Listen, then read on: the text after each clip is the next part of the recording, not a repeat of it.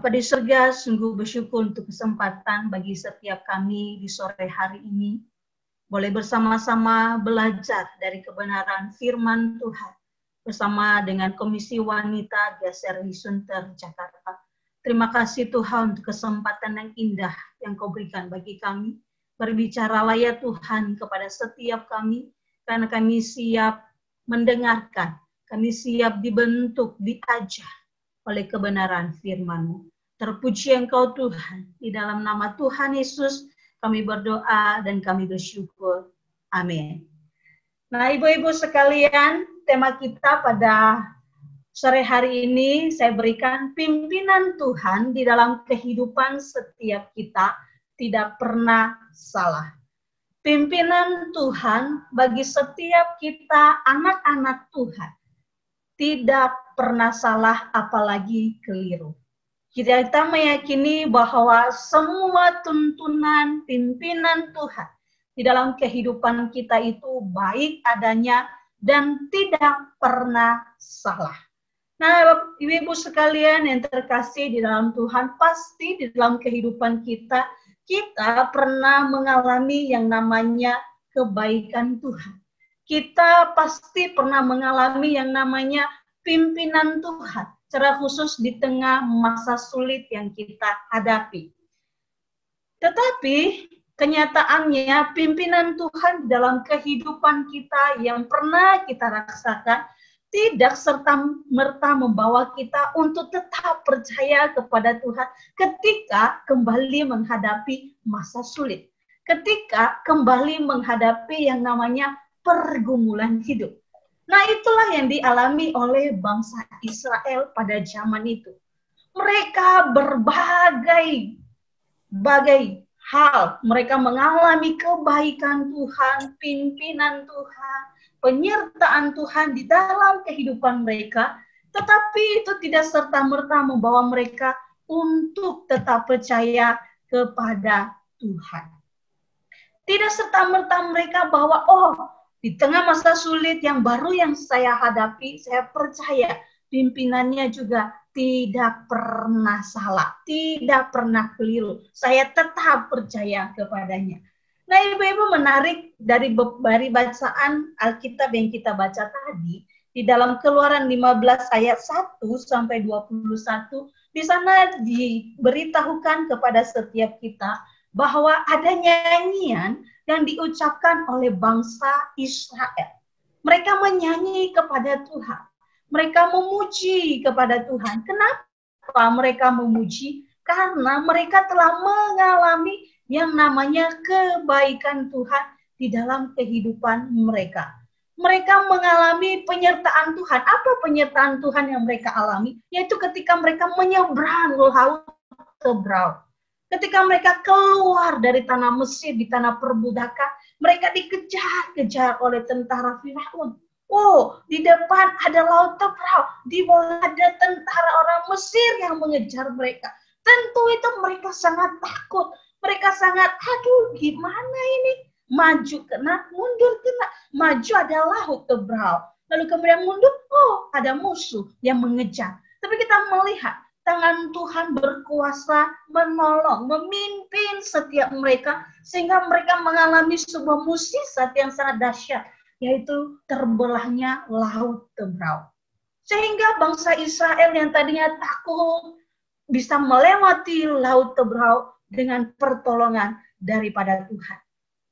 Nah, ibu-ibu sekalian, peristiwa itu adalah peristiwa yang tidak bisa dilupakan. Peristiwa itu dipandang sebagai mukjizat yang besar yang tidak dilupakan di sepanjang sejarah manusia. Bagaimana tidak sangat fenomenal peristiwa ini. Bahkan kita baca lagi di dalam pasal 15, mereka memuji Tuhan karena penyelamatan Allah bagi mereka. Tetapi saudara, apa yang terlihat ketika mereka sampai di Mara? Apa yang dialami oleh bangsa Israel, apa yang mereka lakukan ketika mereka sampai di Mara. Kita melihat tadi mereka bersungut-sungut kepada Tuhan. Karena itu saya mau katakan pengalaman iman yang mengagumkan tidak serta-merta membuat orang percaya, tetap percaya pada pimpinan Tuhan, secara khusus di masa sulit, di dalam pergumulan yang kita alami. Mengapa bangsa Israel langsung bersungut-sungut kepada Tuhan? Sepertinya ibu-ibu sekalian, peristiwa mukjizat itu tidak berbekas dalam ingatan mereka, apalagi mengubah hidup mereka. Tidak berbekas di dalam ingatan mereka, apalagi itu mengubah hidup mereka. Mereka segera lupa akan bagaimana Tuhan memimpin di masa lalu ketika menjumpai hal yang tidak enak di masa kini. Lihat ya, mereka segera lupa akan bagaimana Tuhan memimpin mereka di masa lalu ketika menjumpai hal yang tidak mengenakan di masa kini. Itulah sebabnya kita melihat mereka bersungut-sungut. Saudara yang terkasih dalam Tuhan, perjalanan bangsa Israel di padang gurun selepas mereka keluar dari tanah perbudakan selalu disertai dengan kesungut-sungutan. Selalu disertai dengan bersungut-sungut kepada Tuhan. Dan sepertinya kalau kita membaca Alkitab, itu sepertinya mereka sudah ahlinya di dalam hal itu. Ketika mereka menjumpai masa sulit, bersungut-sungut, langsung bersungut-sungut. Ketika mereka menjumpai hal yang enak, mereka bersuka cita kepada Tuhan. Nah, tidak heran jika bangsa ini dikenal dengan bangsa yang tegar, tekuk. Mempelajari kisah bangsa Israel mungkin membuat kita tersipu. Sangat tidak tahu diri ya bangsa Israel. Mereka mengalami anugerah Tuhan. Mereka adalah bangsa pilihan Tuhan. Mereka mengalami mukjizat-mukjizat yang besar. Tetapi, kenapa mereka sifatnya begitu? Kenapa mereka ketika menjumpai masa sulit langsung menyalahkan, langsung bersungut-sungut kepada Tuhan? Tetapi kalau kita menilik diri kita sendiri, kita melihat diri kita juga. Mungkin kita juga seperti demikian kepada Tuhan. Kita acap kali merasakan kebaikan Tuhan dalam kehidupan kita. Pimpinan Tuhan di dalam kehidupan kita, penyertaan demi penyertaan Tuhan kita alami. Tetapi terkadang dalam tanda kutip, ketika kita di dalam situasi tertentu yang sangat amat sulit menurut kita, kita segera lupa akan pimpinan Tuhan di masa lalu. Saudara, karakter pelupa ini menjadi kendala dalam kehidupan kita untuk dapat mengikut Tuhan dengan setia. Karakter pelupa akan kebaikan Tuhan. Bahwa pimpinan Tuhan tidak pernah salah dalam kehidupan kita. Rancangan Tuhan yang terbaik dalam kehidupan kita. Kita lupa akan hal itu, maka itu akan menjadi kendala kita di dalam mengikut Tuhan dengan setia. Saudara, ketika bangsa Israel berangkat dari Laut Tebrau melewati Padang Syur, yang kita baca tadi di ayat 22, memang adalah perjalanan selama 3 hari. Jadi dari Laut Tebrau ke Padang Syur, mereka berjalan selama 3 hari. Lalu kemudian apa yang mereka temukan ketika dalam perjalanan di padang gurun itu? Kita baca di dalam Alkitab tadi bahwa dalam perjalanan tersebut mereka tidak mendapatkan dan menemukan air. Jadi selama 3 hari berjalan menyusuri padang gurun, firman Tuhan mengatakan mereka tidak menemukan dan tidak mendapat air. Tentu kita bisa membayangkan bagaimana mereka sangat haus dalam perjalanan itu. Mereka tidak memiliki air dan juga mereka tidak menemukan air. Lalu kemudian mereka tibalah ke Mara. Mereka tiba di Mara, tempat pertama yang terlihat air. Selama 3 hari dari Laut Tebrau menuju Padang Syur, mereka tidak menemukan air. Lalu kemudian sekarang mereka tiba di Mara. Di sana apa yang mereka lihat? mereka melihat ada air. Mereka menemukan di sana ada air. Wah, tentu kita bisa membayangkan mereka sangat sukacita. Mereka sangat senang akan kejadian itu, akan hal itu. Oh, yang saya idam-idamkan selama 3 hari. Oh, akhirnya saya bisa melihat. Saya bisa menemukan air di sini. Aduh, terima kasih Tuhan. Dalam hati mereka, mungkin mereka berkata, akhirnya kita menemukan air juga. Seorang mungkin berkata kepada yang lain, aduh, puas-puasnya aku akan meminum air itu supaya melepaskan dahaga saya selama 3 hari perjalanan yang sangat melelahkan ini. Yang lain mungkin juga segera berlari. Oh, ketika dari jauh mereka melihat mata air, mereka berlari menuju air itu. Satu tujuan mereka itu boleh melepaskan dahaga, kehausan mereka selama 3 hari. Tetapi saudara, apa yang terjadi ketika mereka dikatakan firman Tuhan mengatakan bahwa air yang mereka lihat, air yang mereka dapatkan tidak bisa diminum. Air yang mereka tunggu-tunggu, mereka idam-idamkan. Ketika sudah mendapatkannya, ternyata tidak bisa diminum. Ternyata tidak bisa melepaskan dahaga mereka. Kenapa? Karena Alkitab mengatakan air itu pahit rasanya. Itulah sebabnya disebutkan tempat itu Mara. Di mana di dalam bahasa Ibrani Mara berarti pahit.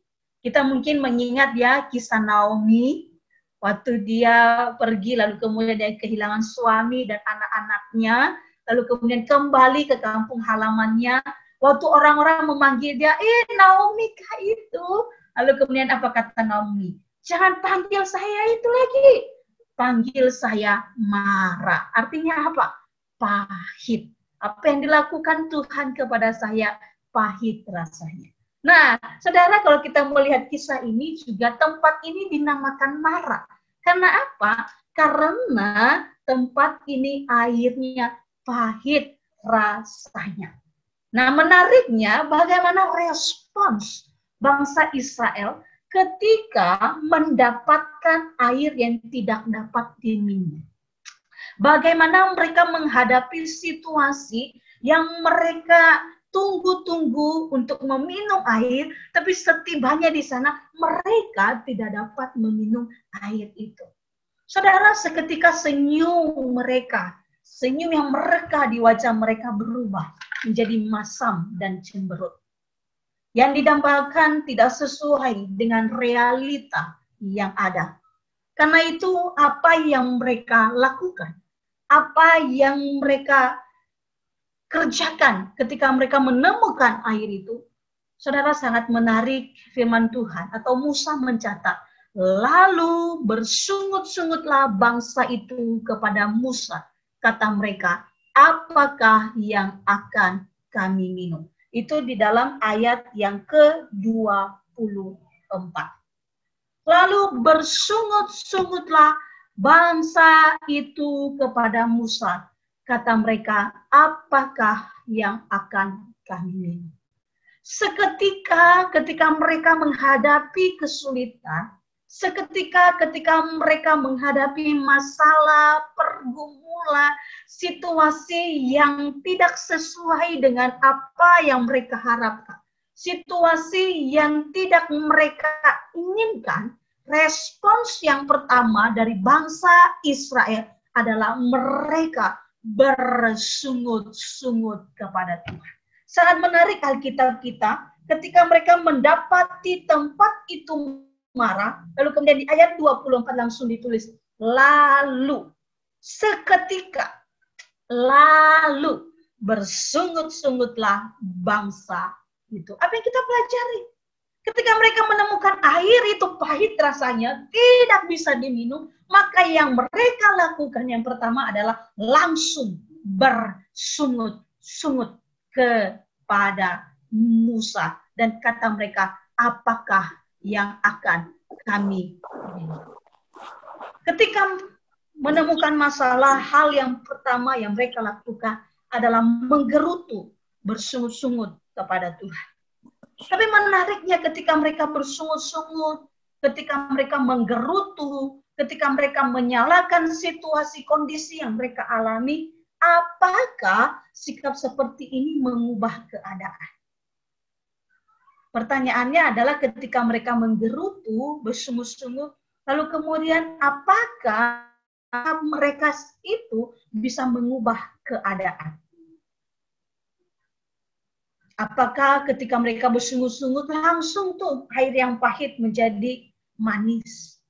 Langsung tuh masalah mereka terselesaikan? Saudara, kita menemukan tidak. Karena kenapa? Sikap yang bersungut-sungut tidak membuat keadaan menjadi lebih baik. Sikap yang menggerutu tidak membuat keadaan menjadi lebih baik. Justru kalau kita melihat sungut-sungut menambah masalah. Sebab mereka tidak mendapatkan air, sudah menjadi susah, diperparah dengan suasana hati yang kacau. Dengan suasana hati yang menggerutu, hati yang bersungut-sungut kepada Tuhan.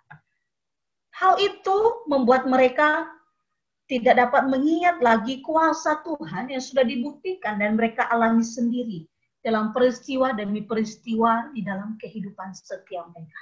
Sehingga membuat mereka tidak lagi mengingat akan penyertaan Tuhan di dalam kehidupan mereka. Saudara, karena itu jikalau sungguh-sungguh tidak membuat keadaan lebih baik, lalu kemudian harusnya di dalam pergumulan, di dalam masa sulit, apa yang terbaik untuk kita lakukan? Sungguh-sungguh jelas tidak membuat lebih baik keadaannya. Justru memperparah. Hati sudah kacau, masalah sudah di depan mata, tidak bisa berpikiran jernih lagi. Nah, tambah deh masalahnya. Maka sejatinya ucapan syukurlah yang harus dilakukan. Karena dengan ucapan syukur seorang dimampukan untuk melihat karya Tuhan dalam setiap permasalahan yang sedang dihadapi. Dalam syukur kita dimampukan untuk tetap tenang meskipun keadaan sedang tidak baik. Saudara, sekali lagi ya, dengan ucapan syukur seseorang dimampukan untuk melihat karya Tuhan dalam setiap permasalahan yang sedang dihadapi.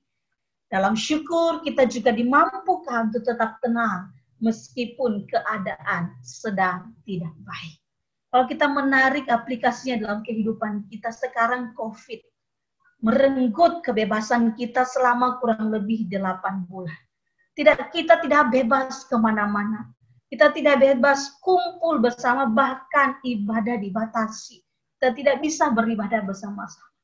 Kalau kita terus bersungut-sungut kepada Tuhan, apakah kondisinya akan menjadi lebih baik? Pasti tidak. Justru, kita semakin kacau, kita semakin, kita tidak merasakan kebaikan Tuhan. Tapi bagaimana di dalam masa pandemi selama 8 bulan lebih ini? Ya sudah, kita nikmati, kita bersyukur kepada Tuhan, masih Tuhan pimpin hingga sampai saat ini. Meskipun berbagai masa sulit, dampaknya mungkin kita alami. Tetapi dengan ucapan syukur kepada Tuhan, itu boleh melegakan hati kita. Dan kita melihat karya Tuhan dalam setiap kehidupan kita. Saudara, dalam peristiwa Mara ini ada setidaknya 3 hal yang bisa kita pelajari. Yang pertama adalah ketika kita menemukan masalah, apa yang harus kita lakukan? Yaitu kita berseru kepada Tuhan. Di dalam ayat 25a di sana dikatakan, Musa berseru-seru kepada Tuhan. Saudara, ketika bangsa Israel menemukan air yang pahit, lalu kemudian berespon, mereka bersungut-sungut kepada Tuhan, Tetapi Musa memilih yang lain.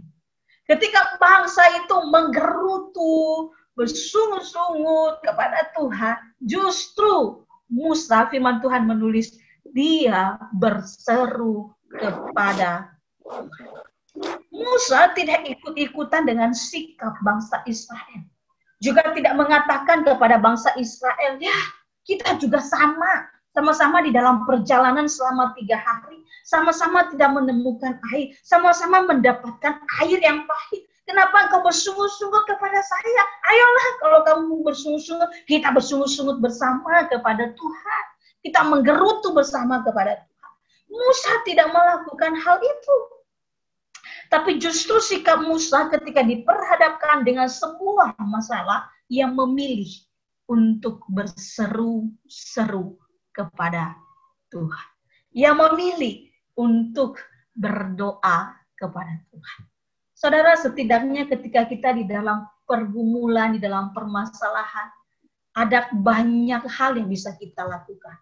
Kita menggerutu, bersungut-sungut, apakah kita juga memilih untuk tetap berseru, tetap berdoa, memohon kepada Tuhan. Musa berseru-seru adalah dengan kesungguhan hati, sebab dia sendirian ketika menghadapi masalah itu. Bangsa Israel semua mengepung dia, menyalahkan dia. Tetapi sikap Musa ketika menghadapi masalah, ia berseru dengan kesungguhan hati kepada Tuhan. Kenapa? Dia bisa berseru. Karena Musa menyadari bahwa hanya Tuhanlah yang menjadi tempat sandaran dan satu-satunya pengharapannya. Jika seseorang merasa hanya ada satu pribadi yang bisa diharapkan, maka ia pasti akan dengan satu kesungguhan hati untuk berseru. Dia tidak berseru ala kadarnya.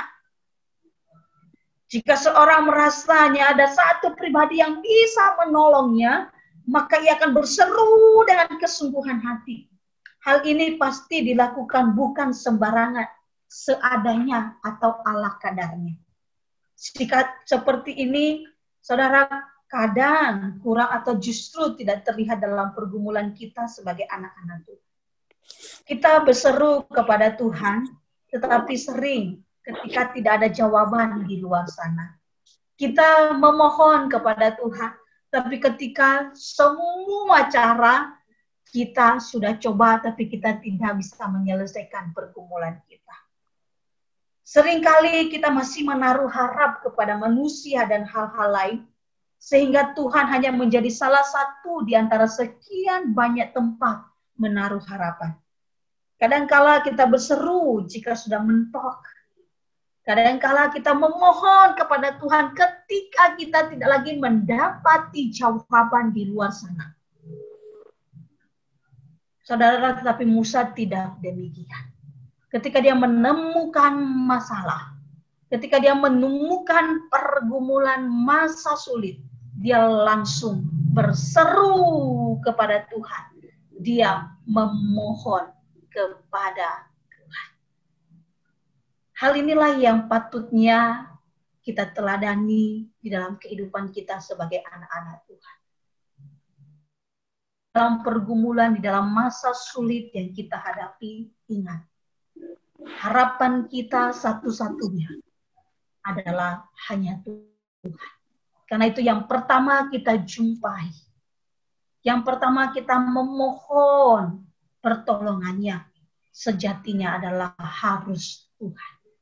Tuhan bukan pilihan yang sekian, tapi Tuhan adalah pilihan yang utama di dalam kehidupan setiap kita.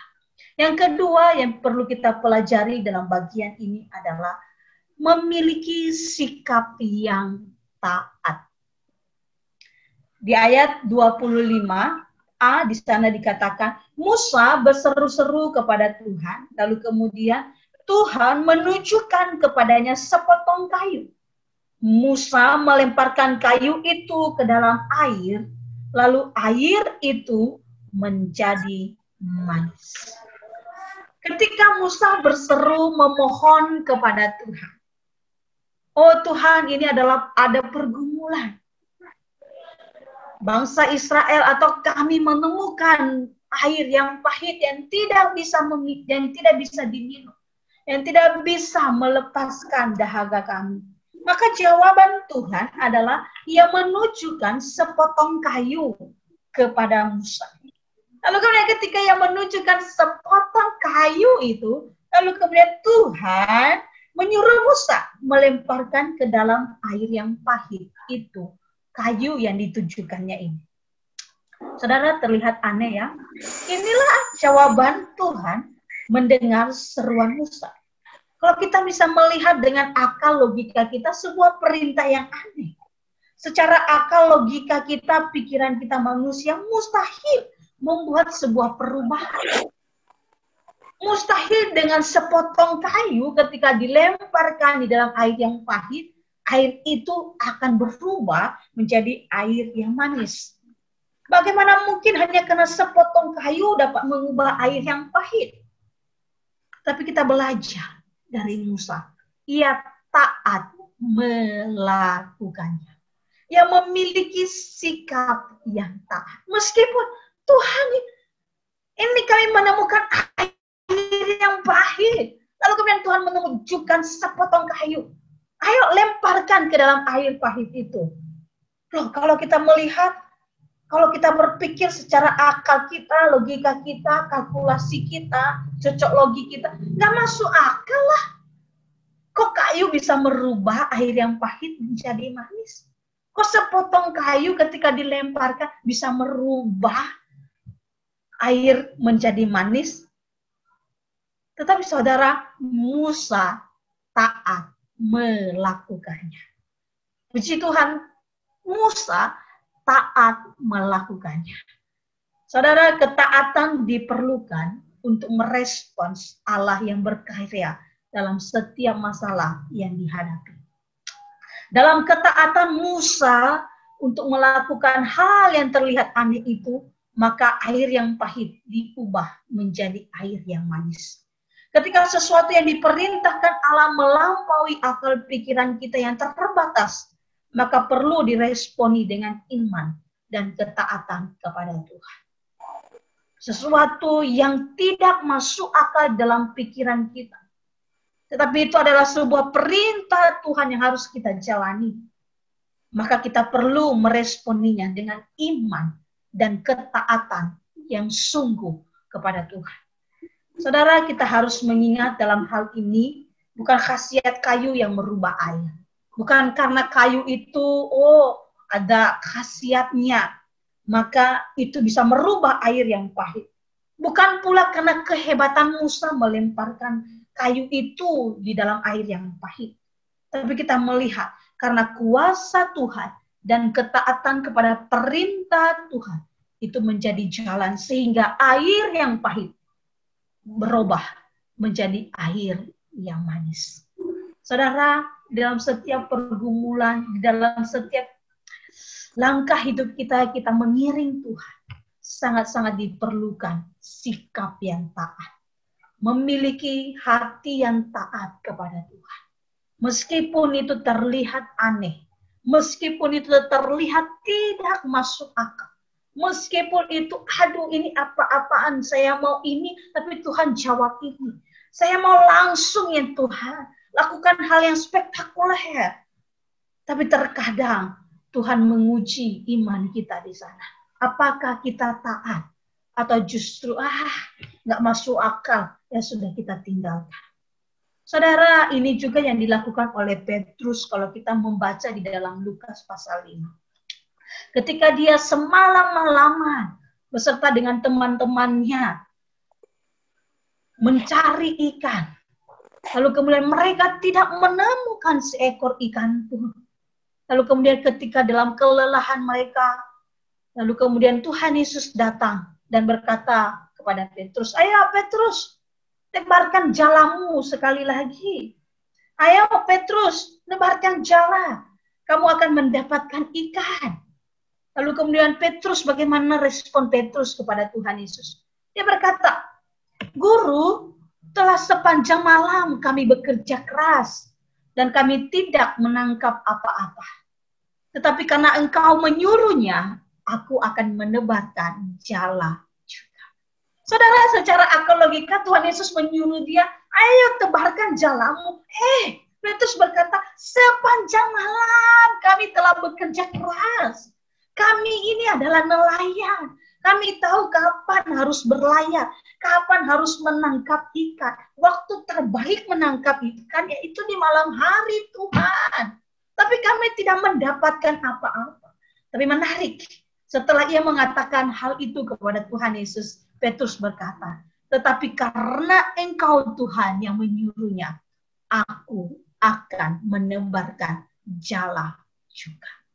Saudara, secara logika nggak masuk akal, Tuhan. Sudah kami lakukan, bahkan kami lakukan dengan kerja keras sepanjang malam. Tapi yang kami dapatkan tidak mendapatkan apa-apa. Tidak mendapatkan ikan. Loh, sekarang Engkau nyuruh kami lagi tebarkan jala.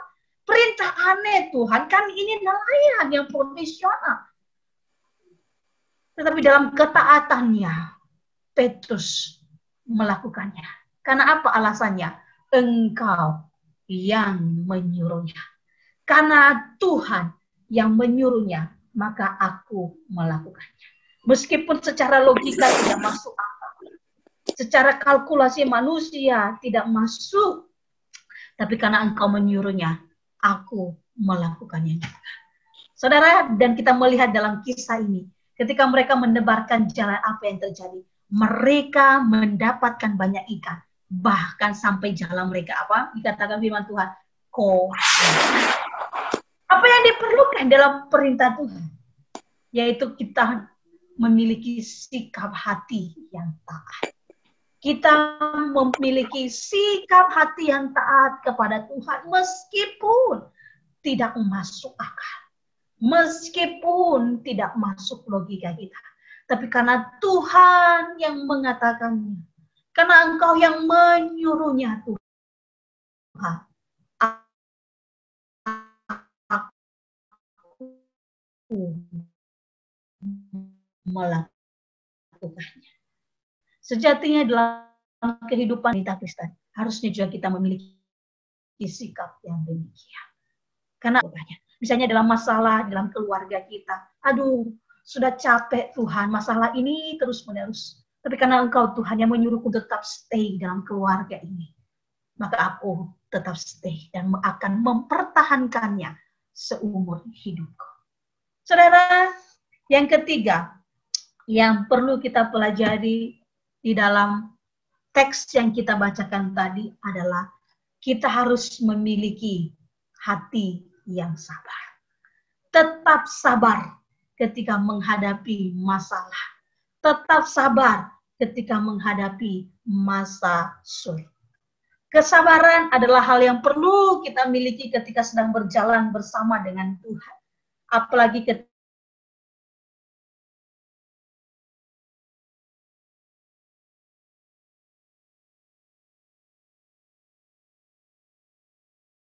manusia yang terbatas, di mana kita tidak tahu sepenuhnya jalan-jalan Tuhan di dalam kehidupan kita. Karena itu sangat diperlukan bagi setiap kita untuk tetap sabar di dalam jalan-jalan Tuhan, di dalam kehidupan setiap kita. Kita tetap sabar akan Tuhan di dalam kehidupan setiap kita. Harusnya inilah yang kita lakukan di dalam kehidupan setiap kita. Kita memiliki kesabaran kepada Tuhan.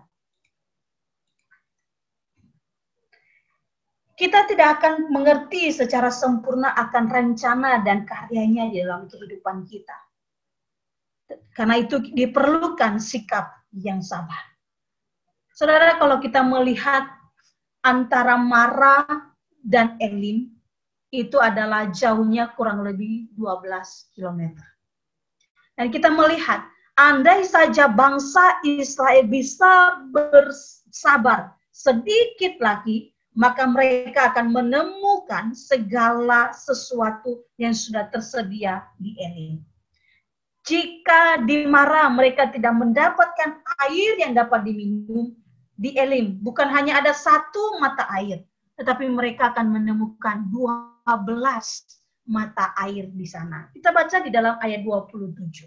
Sesudah itu, sampailah mereka di Elim. Di sana ada 12 mata air dan 70 pohon korma. Lalu berkemalah mereka di sana, di tepi air itu. Mereka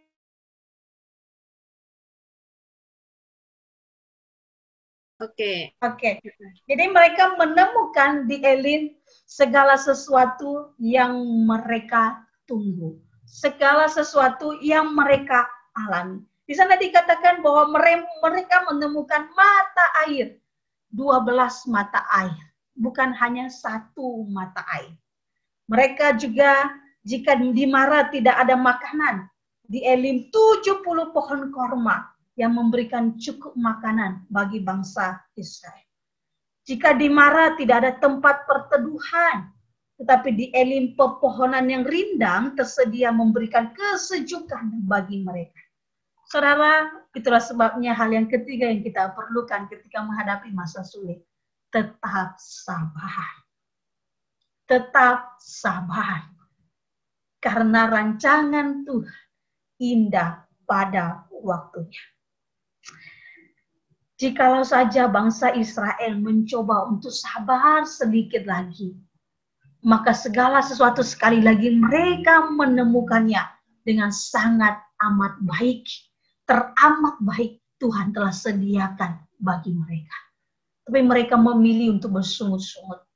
Sehingga mereka jadi melupakan semua karya Tuhan di dalam kehidupan mereka. Karena itu dalam menghadapi masalah diperlukan sikap sabar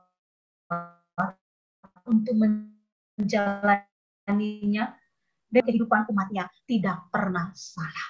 Pimpinan Tuhan di dalam kehidupan setiap kita tidak pernah keliru. Begitu pula di tengah krisis yang kita alami karena pandemi sekarang ini. Mari kita tetap bersabar.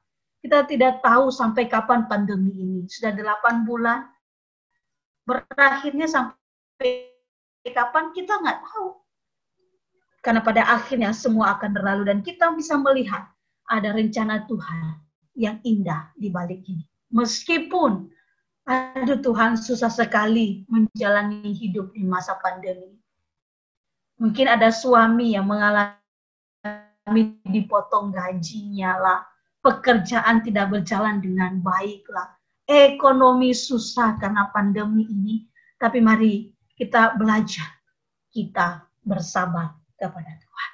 Saudaraku yang terkasih dalam Tuhan, setidaknya ada 3 hal yang kita pelajari pada sore hari ini. Ketika kita di masa-masa yang sulit sekarang ini, karena pandemi, karena berbagai pergumulan kehidupan kita, baik itu pergumulan keluarga, pekerjaan, kesehatan kita, apa yang kita lakukan? Mari kita mengingat firman Tuhan, kita berseru kepada Tuhan yang pertama. Kita memohon kepada Tuhan, dan kita meyakini bahwa Tuhan pasti memberikan yang terbaik bagi kita. Yang kedua, kita memiliki sikap yang taat. Ketika doa kita dijawab oleh Tuhan, terlihat tidak masuk akal, mari kita tetap memiliki sikap yang taat kepada Tuhan. Dan yang ketiga, kita belajar bersabar. Di dalam setiap hal yang Tuhan izinkan, kita boleh alami di dalam kehidupan kita. Terakhir, saya akan membacakan Yesaya 55 ayat 8-9. Di sana dikatakan, disebab rancanganku bukanlah rancanganmu, dan jalanmu bukanlah jalanku. Seperti tingginya langit dari bumi, demikianlah tingginya jalanku dari jalanmu, dan rancanganku dari rancanganku. Jalan kita berbeda dengan jalan Tuhan. Rancangan kita berbeda dengan rancangan Tuhan. Tapi kita meyakini bahwa jalan, rancangan Tuhan itu terbaik, bahkan paling baik di dalam kehidupan setiap kita. Karena itu, saya mengajak kita untuk tetap mempercayai Tuhan, meskipun berada di tengah masa sulit yang kita alami. Tuhan Yesus memberkati kita semua. Amin. Mari kita berdoa. Bapa di surga, kami sungguh bersyukur ya Tuhan untuk firman-Mu yang sekali lagi mengingatkan kami ketika kami di dalam masa-masa yang sulit, secara khusus di tengah pandemi yang sudah melanda negeri kami selama 8 bulan lebih ini. Ajarkan kami ya Tuhan tetap melihat karya Tuhan di dalam kehidupan kami, sehingga kami boleh tetap berseru kepada Tuhan. Kami juga memiliki sikap hati yang taat, dan kami juga bersabar dalam setiap masalah yang kami hadapi. Karena kami tahu ya Tuhan, pimpinanmu di dalam kehidupan kami, tuntunanmu, rancanganmu dalam kehidupan setiap kami anak-anakmu tidak pernah salah dan tidak pernah keliru. Tuhan berkati anak-anakmu, secara khusus Komisi Wanita GSRI Sunter yang telah mendengarkannya. Engkau tahu pergumulan mereka masing-masing ya Tuhan. Kiranya Engkau yang terus menguatkan iman mereka, sehingga mereka boleh tetap senantiasa bersandar, berharap hanya kepada Tuhan. Mohon anugerah Tuhan memberkati dan memimpin setiap kami. Demi nama Tuhan Yesus kami berdoa, kami bersyukur. Amin.